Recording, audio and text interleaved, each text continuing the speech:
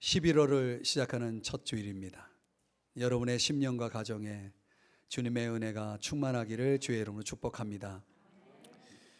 오늘 본문에 보면은 저와 여러분이 묵상할 단어가 있습니다. 십자가입니다. 한번 따라 하십시다. 십자가. 오늘 우리가 같이 묵상할 주제인데요, 오늘 본문의 5구절 안에는 2번 언급되고 있습니다. 횟수로는 그렇게 많지는 않지만 사실상 이 11절에서 15절까지 말씀 안에는 십자가에 대한 깊은 진리를 담고 있습니다. 포사이스라는 목사가 있는데, 그는 십자가를 바르게 이해할 때만이 우리는 영적 권위와 생명력이 충만할 수 있다라고 강조하고 있습니다. 십자가를 바르게 이해할 때 우리는 복음의 올바른 방향과 삶의 목표를 가질 수 있다라고도 강조하고 있습니다. 십자가는 너무너무 중요한 기독교의 상징입니다. 그러나 저는 오늘 벅찬 마음으로 이 말씀을 들고 강단에 올라왔습니다. 제 인생에 있어서 절대로 잊을 수 없는 사건의 중심에 십자가가 있었습니다. 십자가를 모르고서는 참된 신앙의 길로 들어설 수 없습니다. 십자가를 경험하지 않고는 진정한 그리스도인이라 말할 수 없습니다. 십자가는 너무너무 중요합니다. 왜 그렇게 십자가가 중요하단 말입니까? 여기에 대해서 우리에게 좋은 이야기 하나가 있습니다. 가장 강한 것이 무엇이냐라는 제목의 글인데요, 이런 내용입니다. 가장 강한 것은 돌이다. 그러나 돌을 깨뜨리는 것은 쇠이다. 쇠를 녹이는 것은 불이다. 불을 끄는 것은 물이다. 물은 구름에 흡수되어 버린다. 구름은 바람에 날려간다. 바람은 사람을 어찌하지 못한다. 그런데 사람은 죽음을 향해서 아무런 대책이 없다. 그러므로 죽음은 가장 강하다. 그런데 죽음보다 강한 것이 있다. 바로 십자가이다. 왜냐하면 십자가는 죽음을 이기기 때문이다. 여러분 아시나요? 십자가가 가장 강하다는 사실을. 사람들에게 십자가는 어떤 의미에서는 인류 역사상 가장 끔찍한 사형 방법, 이보다 더 참혹할 수 없는 그런 아주 잔인한 사형 방법으로 기억할지 모르겠습니다. 그리고 그 십자가는 너무나 저주스러운, 인류 역사상 가장 저주스러운 죽음을 상징하는 그런 십자가일지 모르겠습니다. 그러나 오늘 저와 여러분이 믿는 이 십자가는 그런 의미가 아니겠죠. 그 십자가보다 더 고귀한 것이 있습니까? 우리는 십자가를 생각할 때 무엇이 생각납니까? 그 위에서 죽으신 주님을 생각하지 않습니까? 그분은 왜 죽으셨나요? 우리의 죄 때문이죠. 그 죄의 무거운 짐을 다 지고 그 십자가 위에서 죽으신 주님을 생각합니다.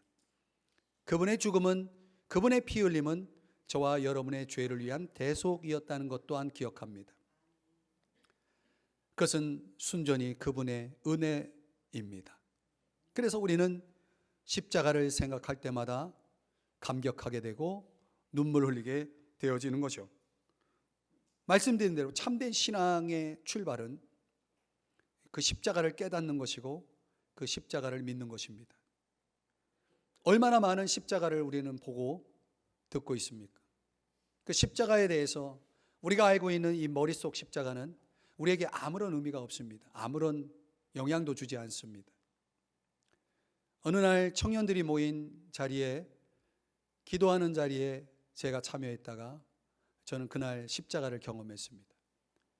그 전까지는 저는 교회는 그냥 다니는 곳이었습니다.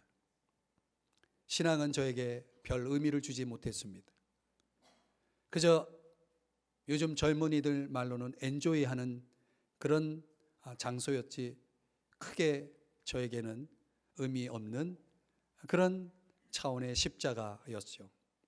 그러나 그날 밤 저는 그 십자가 앞에서 제 자신이 죄인이라는 사실을 깨달았고, 그 죄인인 나를 위해서 그분이 십자가에 죽으셨다는 것이 깨달아지면서 저는 그분 앞에서 몇 시간 울며 회개를 드렸습니다. 그리고 그때 저는 거듭났고 제 인생은 완전히 달라졌습니다. 제 인생의 대전환이 일어난 거죠. 저는 교회 생활을 하는 많은 분들을 보면서 십자가 없는 분들이 너무 많다는 생각을 해봅니다. 십자가가 없습니다.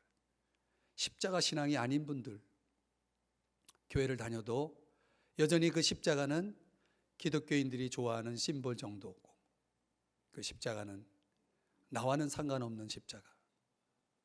머릿속에는 예수님이 죽으셨다는 건 알겠지만은 내 가슴을 메워지게 하고 하나님 앞에 눈물로 회개하게 만드는 그 십자가는 없는 사람들. 저는 오늘 이 말씀을 여러분들과 같이 나누면서 이 참된 신앙의 길로 들어서는 대전환이 되는 십자가의 은혜를 오늘 이 시간 여러분들과 나누면서, 오늘 이 자리가 어떤 분에게는 그 십자가를 깨닫고 회개하고 하나님 앞에 인생의 대전환을 맞이하는 그런 축복이 있기를 주의 이름으로 축원합니다. 오늘 바울은 본문에서 그리스도의 십자가가 우리에게 가져다주는 세 가지 중요한 능력을 제시해 줍니다. 이 능력을 알아야 이 능력을 누릴 수 있고, 이 능력 아래서 우리는 복되게 살아갈 수가 있습니다. 첫 번째는 자유, 두 번째는 연합, 세 번째는 승리입니다. 하나씩 살펴보죠. 첫 번째, 십자가가 주는 능력, 첫 번째는 자유입니다. 한번 따라 하십시다. 자유. 자, 11절 말씀인데 우리 한번 같이 말씀을 한번 읽어보죠. 시작. 또 그 안에서 너희가 손으로 하지 아니한 할례를 받았으니 곧 육의 몸을 벗는 것이요. 아멘. 여기 할례라는 단어가 두 번 나옵니다. 자, 저를 보시죠. 원래 할례라는 단어는 구약성경 창세기 처음 나오는 책 창세기 17장에 언급됩니다. 하나님이 아브라함과 하나님의 백성으로서의 표시로서 아브라함에게 명령한 내용이 할례를 받는 일이었습니다. 그러니까 하나님의 백성됨의 언약적 표시로서 몸에 갖는 그런 의식을 할례 의식이라고 합니다.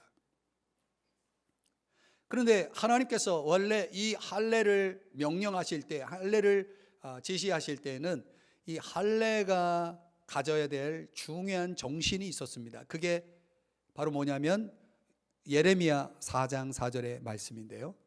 한번 같이 또 한번 읽어보겠습니다. 시작. 너희는 스스로 할례를 행하여 너희 마음 가죽을 베고 나 여호와께 속하라. 그리하지 아니하면 너희 악행으로 말미암아 나의 분노가 불같이 일어나. 아멘. 할례라고 하는 것은 몸에 행하는 의식이라기보다는 원래 하나님의 의도는 마음 가죽을 베는 것입니다.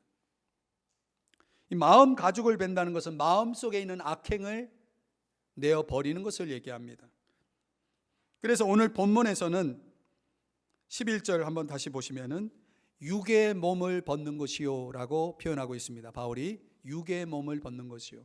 이 말은 달리 설명하면 우리 몸 안에 있는, 우리 마음 속에 있는 죄악된 본성을 벗어버리는 것입니다. 벗어버린다는 것은 추방한다는 거예요. 내 마음속에서 몰아낸다는 것입니다. 그러니까 더 이상 내 마음속에 나를 지배하고 나를 질질 끌고 다녔던 죄악된 본성이 사라지는 것입니다. 그러면 진정 자유가 되는 거죠. 여러분, 우리가 무엇인가 질질 끌려다닌다는 것은 자유가 없다는 거 아니겠습니까? 그런 굴레와 속박에서 벗어나는 것을 자유라고 우리가 말하지 않습니까? 그런데 그런 자유가 어떻게 주어졌느냐? 11절 끝부분에 보면 그리스도의 할례니라 그랬죠.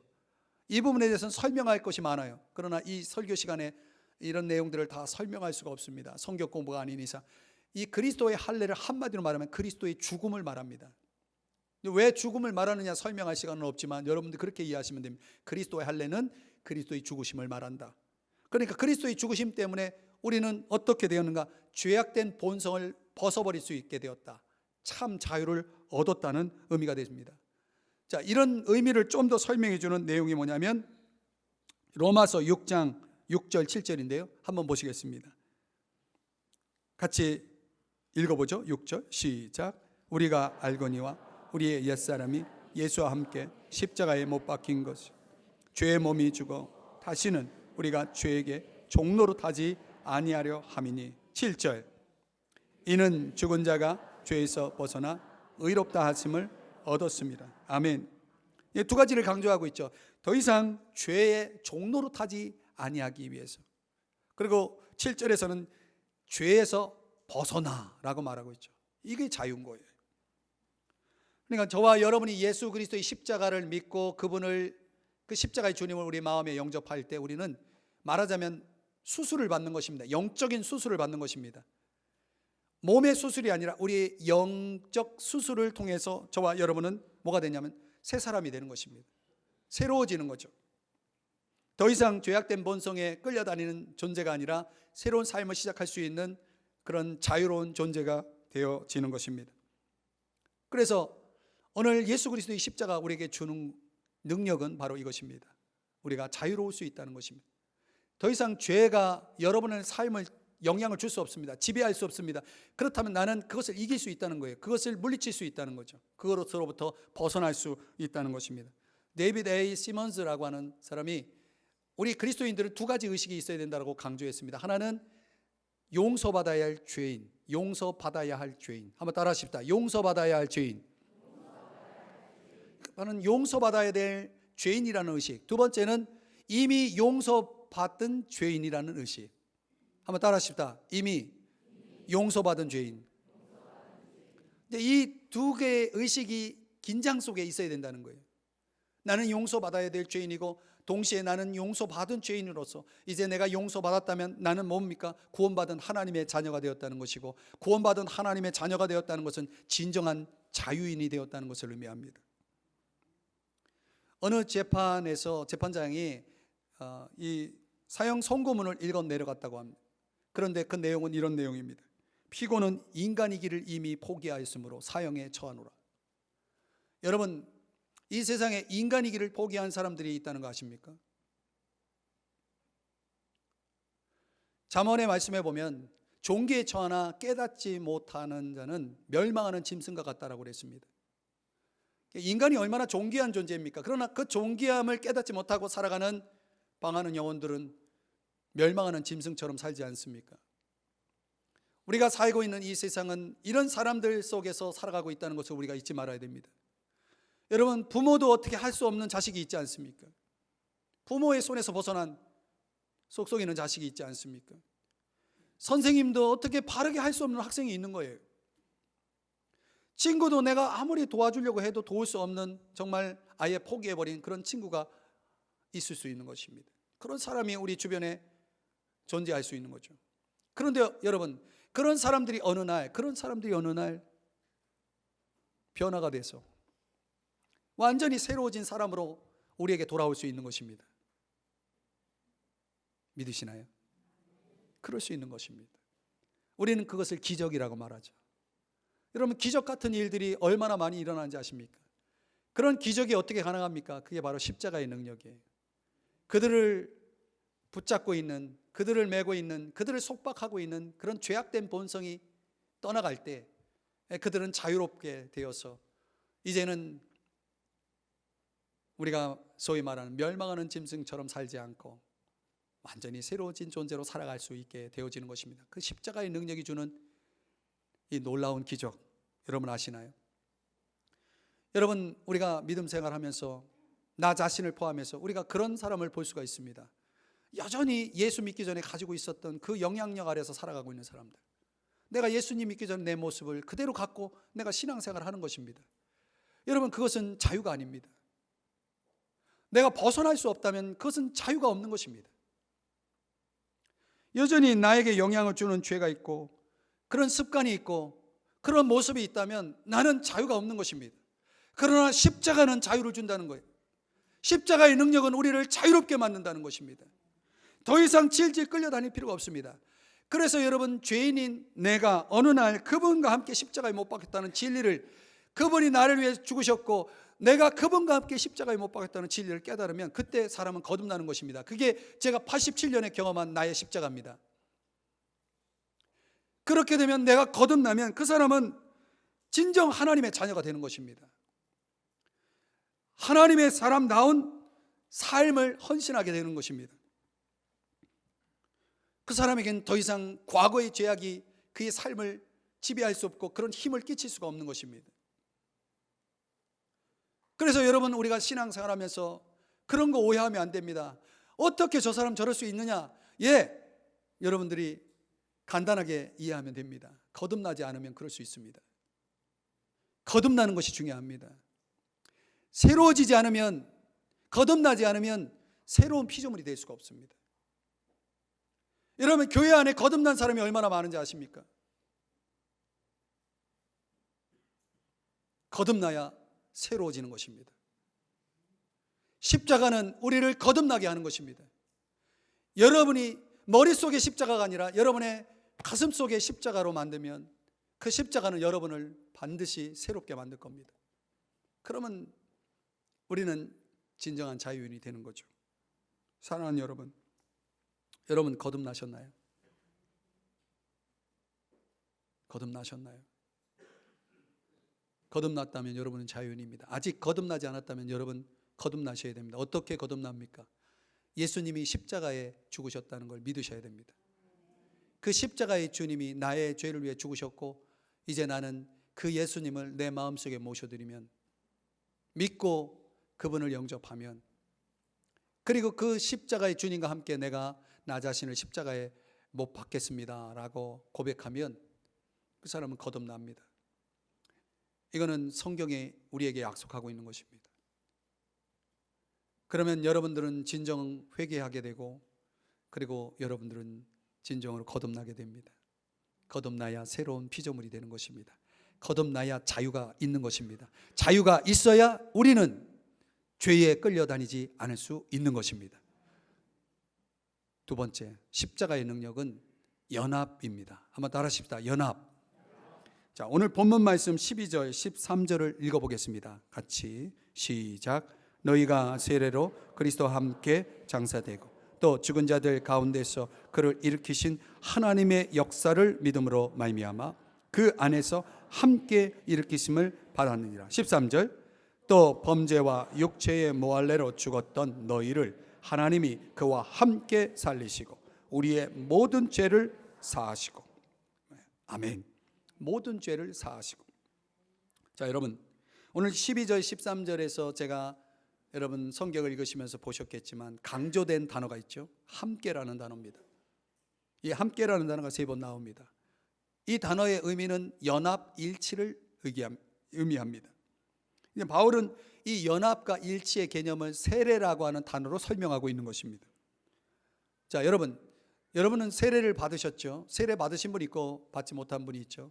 그 세례가 의미하는 것이 무엇이냐면 오늘 본문 12절에서는 하나님의 역사를 믿고 받는 게 세례입니다. 하나님의 역사를 믿고 받는 것이 세례입니다. 하나님의 역사가 뭡니까?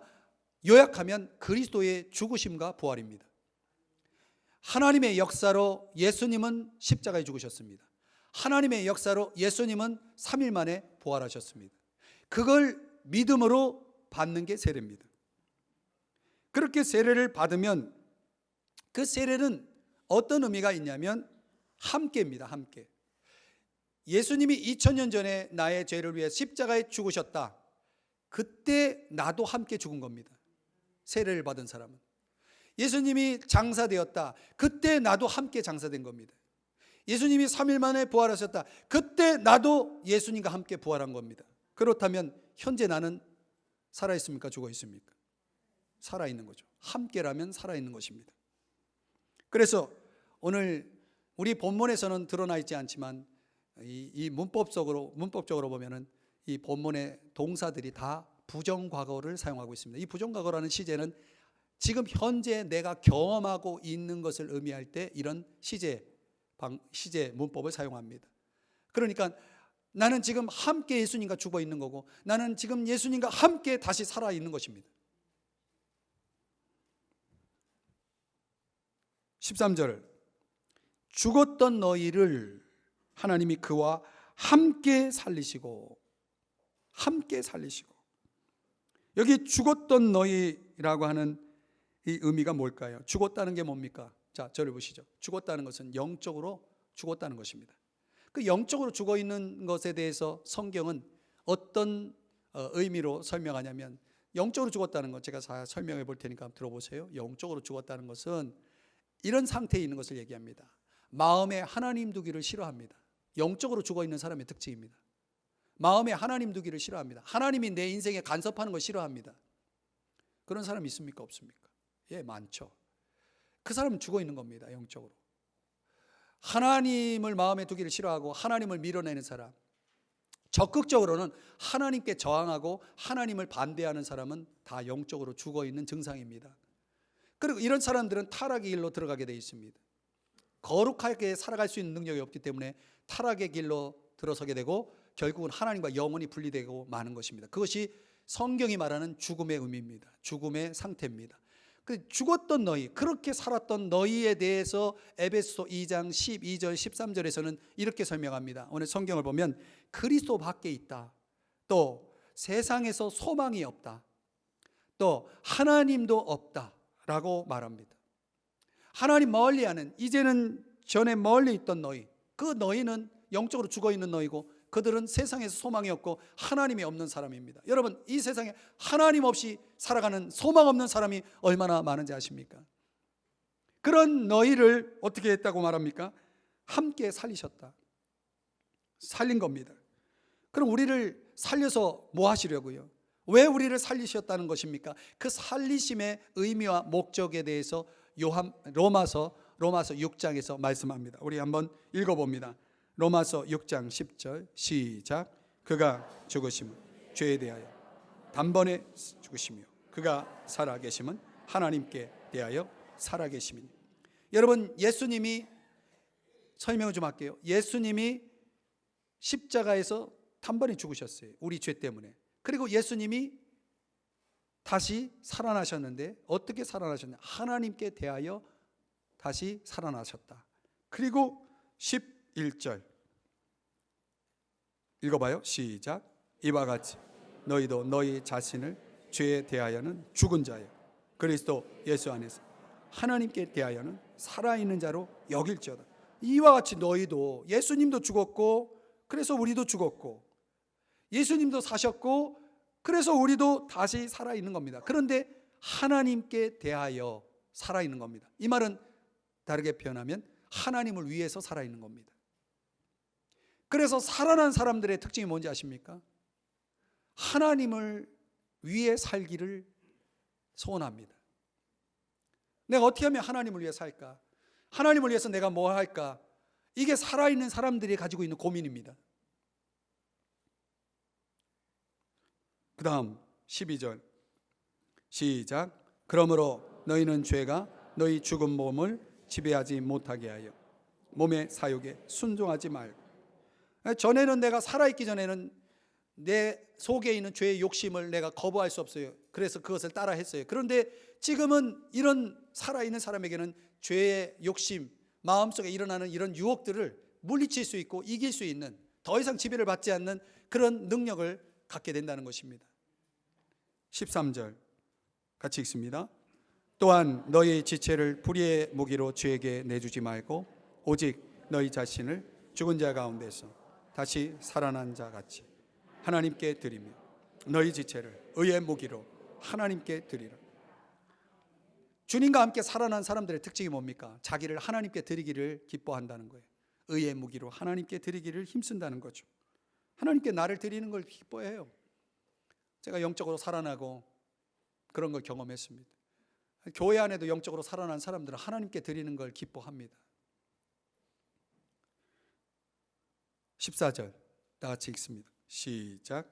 죄가 너희를 주장하지 못하리니 이는 너희가 법 아래에 있지 아니하고 은혜 아래에 있습니다. 아멘. 그래서 이 살아있는 사람들의 특징은 항상 은혜 속에 살아가는 삶을 경험합니다. 은혜 속에서 살아가기를 원하고 하나님의 은혜를 구하며 살아가는 거죠. 또 하나 성경을 한번 보면 고린도후서 5장 15절 16절인데 또 한번 읽어봐요. 시작. 그가 모든 사람을 대신하여 죽으심은 살아있는 자들로 하여금 다시는 그들 자신을 위하여 살지 않고 오직 그들을 대신하여 죽었다가 다시 살아나신 이를 위하여 살게 하려 함이라. 아멘. 16절 시작. 그러므로 우리가 이제부터는 어떤 사람도 육신을 따라 알지 아니하노라. 예, 바로 이것입니다. 살아있는 사람은 더 이상 자기 자신을 위해 살지 않습니다. 죽었다가 다시 살아나신 예수님을 위해서, 예수 그리스도를 위해서 사는 자가 됩니다. 삶의 목표가 달라지는 거죠. 지금까지 내가 사람들을 평가하는 기준이 살아난 사람들은 달라집니다. 어떤 사람도 내가 육신대로 알지 않는다라는 이 표현은 내가 세상적인 기준으로 사람을 보지 않겠다라는 것입니다. 사람을 보는 눈이 달라지고 사람을 평가하는 방법이 달라집니다. 우리는 세상적인 가치, 이 세속화된 이런 가치 속에서 사람이 평가되는 것을 많이 봅니다. 우리 자신도 그렇게 평가되고 있습니다. 그러나 여러분, 살아난 사람은, 영적으로 살아난 사람, 주님과 함께 살아난 사람들은 더 이상 사람을 그렇게 보지 않습니다. 가치관이 바뀌었기 때문에 그렇습니다. 가치관이 바뀐 사람은 모든 것을 주님의 눈으로 봅니다. 주님의 마음으로 이해합니다. 그래서 요한복음 5장 30절에 보면 예수님은 이렇게 말씀했습니다. 나는 아무것도 스스로 할 수 없다. 나는 스스로 아무것도 할 수 없다라고 말씀합니다. 이게 살아난 사람들의 특징입니다. 내 생각대로 하지 않습니다. 내 주관대로 하지 않습니다. 주님을 항상 의지합니다. 주님이 나에게 말씀하시는 대로 따릅니다. 그렇게 변화받은 사람, 삶의 중심에 예수님을 두고 살아가는 사람들은 스스로 아무것도 할 수 없다는 태도 속에서 항상 주님을 의지하면서 말 한마디를 해도 그렇게 하는 것입니다. 여러분, 그리스도의 능력으로 살아가는 사람들이 이렇게 주님의 지배 속에서 살아간다는 것입니다. 주님의 다스림 속에서 살아가게 된다는 거죠. 자, 저를 보시죠. 여러분, 오늘날 교회 안에 너무 말이 많습니다. 그래서 오죽 이런 말이 나왔겠습니까? 예수 믿는 사람들이 물에 빠지면 입만 둥둥 떠다닌다고. 여러분, 실제로 예수 믿는 사람들만큼 말 많은 사람이 있습니까? 이게 좋은 말이 아니잖아요. 참 부끄러운 말입니다. 여러분, 정말 우리가 예수 믿으면서 내가 예수 믿는 사람인데 내가 말하는 것들을 한번 보세요. 내 말이 정말 정제되어 있는가? 말이 다 말이 아니잖아요. 그래서 너무 우리가 믿지 않는 사람들이 이렇게 저렇게 말하면 그러려니 합니다. 그러나 예수 믿는 사람들이 한마디 던질 때는 그 말은 보통 위력을 갖지 않습니다. 그래서 여러분, 얼마나 많은 사람들이 예수 믿는 사람 때문에 상처받습니까? 또 우리 믿는 성도들끼리 얼마나 상처를 줍니까? 말 때문에. 여러분, 우리가 말을 하면 듣지를 못합니다. 여러분이 말하고 있는 동안 누구 소리 들립니까? 안 들려요. 말이 많다는 것은 내가 듣지 않는다는 말입니다. 그 얼마나 자기중심적입니까? 그래서 말 많은 교회 안에는 뭐가 없어지냐면 묵상이 없어지고, 말 많은 교회 안에는 말씀 경청이 없어집니다. 주님의 음성을 들을 수가 없습니다. 그래서 여러분, 하나님 앞에 우리의 입술을 내어놔야 됩니다. 하나님, 내 입술을 지켜주십시오. 내 입술을 지켜주십시오. 내 입에서 나오는 말을 제가 분별할 수 있게 해주십시오. 제가 이 말을 해야 될지 말아야 될지를 분별할 수 있게 해주십시오. 제가 이 말하는 이 말 한마디가 주님의 소리가 되게 해주십시오. 우리가 이렇게 기도를 해야 되는 것입니다. 우리의 모든 언행을 다스려 달라고 주님 앞에 내어놓아야 됩니다. 여러분, 십자가를 가운데 두고 두 사람이 싸웁니다. 믿는 두 사람이 싸웁니다. 있을 수 없습니다. 왜 그러냐면 십자가는 너가 죽는 것이 아니라 내가 죽는 것이기 때문에 그렇습니다. 우리가 싸우는 이유가 뭡니까? 너 죽자는 거 아닙니까? 근데 십자가는 내가 죽어야 되는 겁니다. 나만 죽는 것입니다. 나만 죽는 것입니다. 나만 죽는 것입니다. 그래서 여러분, 십자가가 없는 곳에는 다 죽는 겁니다. 죽음이 역사합니다. 십자가가 없는 곳에는. 그러나 십자가가 있는 곳에는 거기에 평화가 있고, 거기에 사랑이 있고, 거기에 양보가 있고, 거기에 배려가 있고, 거기에 은혜가 있는 것입니다. 그 십자가가 우리 가정 속으로 들어와야 되고, 십자가가 교회 속으로 들어와야 되고, 십자가가 우리 심령 속으로 들어와야 되는 것입니다. 그게 연합입니다. 그게 연합의 능력입니다. 여러분, 십자가의 능력 속에 살아가는 사람들은 주님과 1대1 관계를 깊이 있게 갖습니다. 주님과의 교제를 사모합니다. 십자가가 있는 사람은 그렇습니다. 그래서 그 만남 속에서 깊은 은혜를 받습니다. 거기에는 어떤 외로움도 없습니다. 어떤 소외감도 없습니다. 만족이 있을 뿐입니다. 그리고 그 십자가 속에서 자신의 교만과 허영을 깨닫습니다. 세상에 대한 분별을 갖게 됩니다. 삶의 회의를 물리칩니다. 매 순간 살아계신 주님 앞에서 살게 되어지는 것입니다. 그래서 그들은 정확하게 냉철하게 모든 걸 분별할 수 있게 되는 것입니다. 요한복음 7장 17절에 보면 사람이 하나님의 뜻을 행하고자 한다면 그 교훈이 어디에서 나오는지를 알 수 있다고 말했습니다. 이건 분별을 강조하는 것인데, 저와 여러분이 정말 십자가의 신앙을 가지고 하나님의 뜻대로 살아가게 되면 사람의 말에 흔들리지 않습니다. 분별합니다. 세상을 분별합니다. 모든 걸 알 수 있습니다. 종교개혁자 마틴 루터가 경험한 일화인데요. 그가 어느 날 식당에서 이제 식탁에서 하는데 자기 무릎에 키우는 강아지가 있는 겁니다. 그런데 손에 이제 음식을 자기 입으로 가져갈 때 그 음식에 얼마나 집중하는지요. 접시로 가면 그 접시, 입으로 오면 또 입, 계속 그 음식에 집중하고 있는 그 강아지를 보는 겁니다. 그때 마틴 루터가 깨달았다고 그러죠. 얼마나 먹고 싶으면 저럴까. 우리 집 개도 그렇습니다. 얼마나 먹고 싶어 하는지 모릅니다. 그래서 어떤 음식을 보면 음식에서 눈을 떼지 않습니다. 그런데 마틴 루터가 깨달은 게 뭔지 아십니까? 나는 왜 하나님을 그렇게 바라보지 못할까? 나는 왜 하나님을 그렇게 바라보지 못할까? 나는 왜 하나님 생각하면서 이 생각 저 생각 온통 잡생각으로 내 마음이 그렇게 흔들릴까? 여러분, 시험이 언제 옵니까? 시험이 우리가 살아가면서 온통 시험이 투석입니다. 세상 살아가면서 심지어 예배를 드리면서도 시험 받습니다. 그렇지 않습니까? 기도할 때도 시험 받지 않습니까? 우리의 삶이 시험으로 가득 차 있습니다. 그런데 여러분, 그 시험이 왜 있는지 아십니까? 초점이 잘못되어서 그래요. 초점이 하나님께 맞춰져 있지 않기 때문에 그렇습니다. 여러분, 하나님께 초점 맞춰져 있는 사람은 다른 거 생각할 여력이 없습니다. 시험 들 시간이 없습니다. 의심이 사라집니다. 악이 떠납니다. 여러분, 십자가 앞에서 살아가야 그 모든 시험을 이길 수가 있는 것입니다.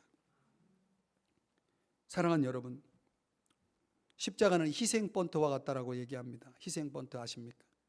야구 경기에 앞에 주자를 살리기 위해서 희생하면서 번트를 한다. 살짝 공을 건드리는 겁니다. 그 희생 번트자는 반드시 죽어야 됩니다. 그리고 앞에 주자는 반드시 살아야 됩니다.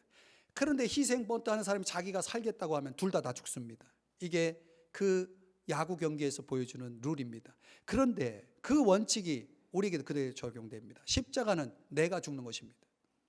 내가 죽고 너는 사는 것입니다. 우리는 희생 번트자입니다. 나는 죽고 주님이 살아야 됩니다. 나는 쇠하고 주님이 흥해야 됩니다. 반대로 사는 사람이 있어요. 나는 살고 주님은 죽고, 나는 살고 너는 죽고. 십자가가 없는 것입니다. 로마서 7장 4절에는 이렇게 말씀합니다. 죽은 자 가운데서 살아나신 이에게 가서, 이게 결혼을 얘기합니다. 주님에게 간다는 건 주님과 연합하는 결혼을 얘기합니다. 우리가 하나님을 위하여 열매를 맺게 하기 위해서다. 하나님을 위한 열매를 위해서 우리를 살려주셨다는 거예요. 사랑하는 여러분, 하나님을 위한 열매는 어떻게 가능합니까? 십자가가 있어야 가능합니다. 내가 죽어야 됩니다. 내가 죽을 때 나는 삽니다. 이게 대원리입니다. 여러분 죽으십니까? 살려고 하십니까? 죽으려고 합니까? 내가 죽는 만큼 나는 삽니다.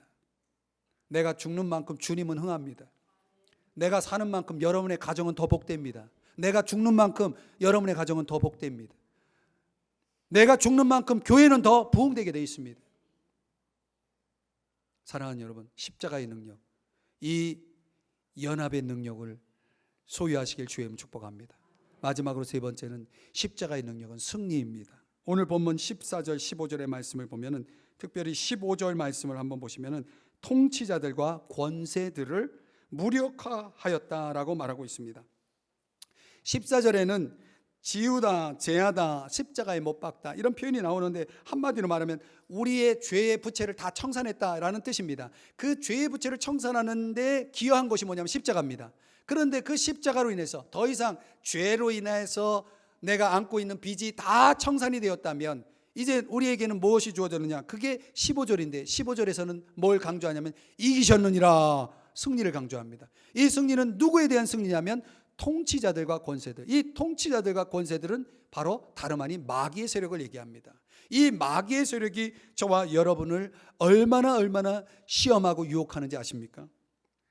그런데 이겼다라고 과거 완료형으로 사용하고 있는데, 이것은 우리가 이미 마귀의 세력을 이겼다, 승리했다, 이것을 의미합니다. 여러분, 사자가 있는데요, 사자가 여러분을 위협합니다. 여러분을 죽이려고 합니다. 그런데 그 사자는 여러분을 위협할 수 없고 죽일 수 없습니다. 왜냐하면 이빨이 빠졌거든요. 묶여 있거든요. 으르렁댈 수는 있어도 저와 여러분을 위협할 수 없고 저와 여러분을 공격할 수가 없습니다. 우리는 이미 원수 마귀를 이겼기 때문에 그렇습니다. 그래서 하나님 편에서 보면 이 십자가는 놀라운 승리고, 우리 편에 또한 이 십자가는 죄와 세상과 우리의 죄성과 그리고 사탄을 이기는 승리인 것입니다. 그러므로 우리는 이 승리를 지켜야 됩니다. 이 승리를 누려야 됩니다. 그러기 위해서 저와 여러분이 해야 될 일이 에베소 6장 13절에 하나님의 전신갑주를 취하라고 그랬습니다. 하나님의 전신갑주를 취하면서 우리가 그 마귀의 관계를, 마귀의 술책을, 마귀의 유혹을, 마귀의 시험을 이기라고 성경은 말씀하고 있는 것입니다. 그런데 그 마귀의 관계가 너무나 교묘해요. 잘 보이질 않아요. 잘 깨달아지질 않아요. 그래서 위험한 것입니다. 많은 사람이 이 마귀의 관계에 속아 넘어갑니다. 그래서 여러분, 우리에게는 뭐가 필요하냐면 하나님을 가까이 하면서 하나님 앞에 더욱더 열심히 기도해야 됩니다. 기도하면 영적인 눈이 열립니다. 마귀가 지금 나를 건들고 있다는 걸 깨닫습니다.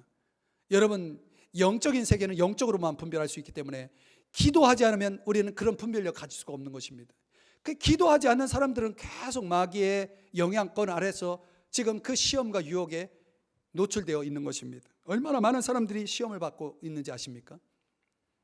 환경이 어려울 때 여러분 이렇게 생각하면 안 됩니다. 이 환경이 하나님이 주신 것이라고 공식화하면 안 됩니다. 어떤 환경은 마귀가 주는 환경이 있습니다. 그래서 그걸 분별하면서 이 환경 속에서 마귀의 역사를 분별하면, 그 마귀를 대적하면 그 환경이 정상으로 돌아옵니다. 아시나요? 그런 게 있어요. 그런 게 있다고요. 깨달으시기를 바랍니다. 그래서 여러분, 싸울 때는요, 함께 싸워야 강해집니다. 그래서 기도는 혼자 하는 게 아닙니다. 여러분, 같이 싸워야 됩니다. 여러분의 가정에 어떤 문제를 놓고 같이 기도해야 됩니다. 교회에 어떤 사역을 놓고 같이 기도해야 됩니다. 이 같이 하는 게 굉장히 중요합니다. 그것이 바로 십자가의 능력인 것이죠. C.S. 루이스 기독교 저술가죠. 스크루테이프의 편지라고 하는 작품에서 아주 중요한 가르침을 우리에게 주는데, 이 마귀의 술책에 대한 교훈을 우리에게 줍니다. 마귀는 두 가지를 원합니다. 하나는 자기가 존재하지 않는다고 믿기를 원해요. 마귀가 존재하지 않는다고 믿는 사람 있죠. 그건 마귀가 좋아하는 거예요. 그게. 두 번째는 내가 마귀가 존재한다는 것을 믿되 아무것도 아닌 것으로 인생을 허비하기를 원합니다. 그런 사람들이 지금 많습니다. 아무것도 아닌 것으로 인생을 허비하며 살아가는 사람들. 여러분, 그렇게 살라고 우리를 십자가에서 죽으시고 우리를 다시 부활하셔서 우리를 다시 살리신 게 아닙니다.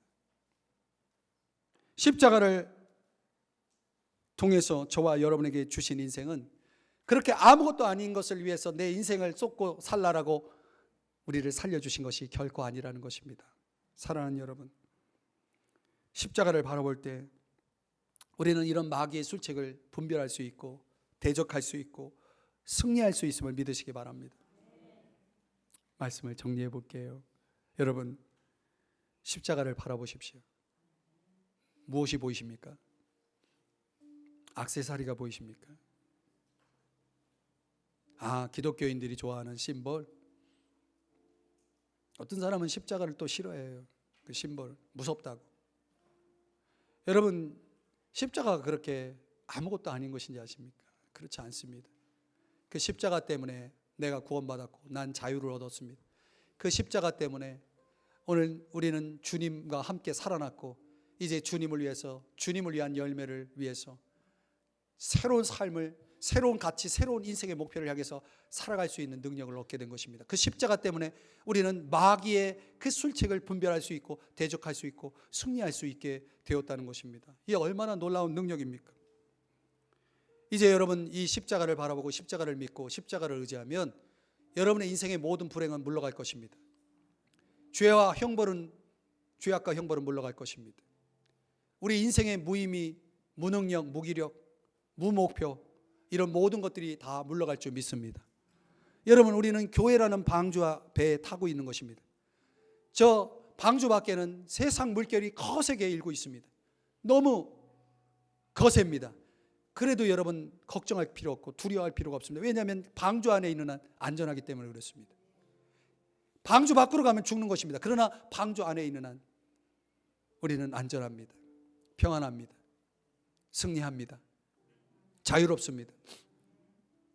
오늘 저와 여러분 속에 이 십자가가 있기를 축복합니다. 잠시 눈을 감아주시기 바랍니다.